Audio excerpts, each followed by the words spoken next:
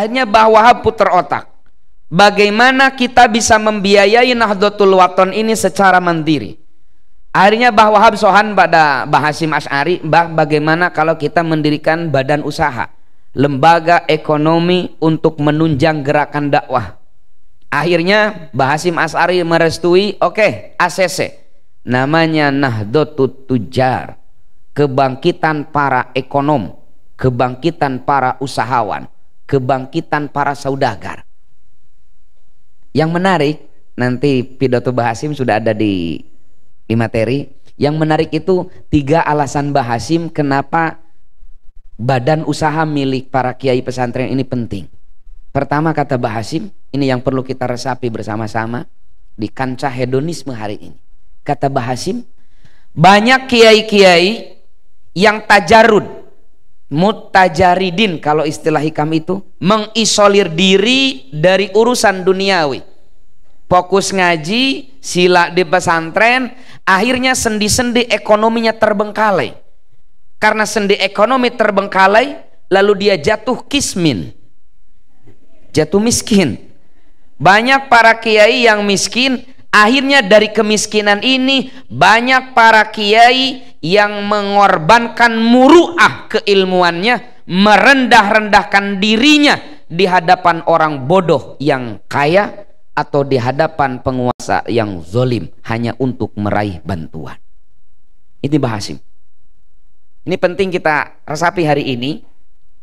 Kiai kita, para alim ulama harus dijaga muru'ahnya. Jangan sampai kiai kita datang ke Pemkot bawa proposal.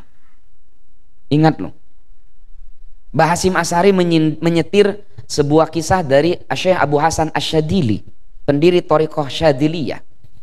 Abu Hasan Asyadzili itu sufi agung.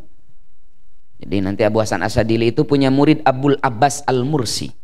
Abul Abbas Al-Mursi punya murid Ibnu Athaillah, penulis hikam.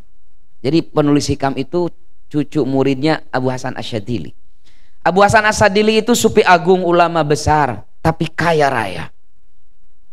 Kaya raya. Disampaikan dalam manakibnya, pembantu rumah tangganya saja, ini pembantu rumah tangganya 25 orang. Mirip dengan pembantu rumah tangganya Raffi Ahmad. Kemarin saya lihat dalam Insert Celebrities. 25 orang pembantu Abu Hasan Asyadzili. Beliau tidak berani keluar untuk ceramah, untuk mengajar, kecuali pakaian dan kendaraannya sudah melebihi gubernur. Lalu ditanya oleh muridnya, ya Syekh, Anda ini sufi agung, ulama besar, tapi jika nuhubud dunya, apa kata Abu Hasan? Libasi yakul, pakaianku bicara sama manusia, ana ghani fala tarhamuni.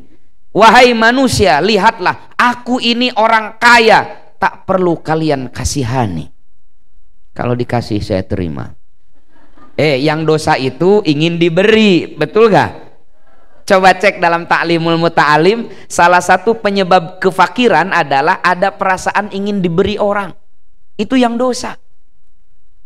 Tapi kalau pakaian kita kan kebalikannya. Libasi yakul, ana fakir farhamuni. Wahai manusia, saya ini miskin, kasihanilah.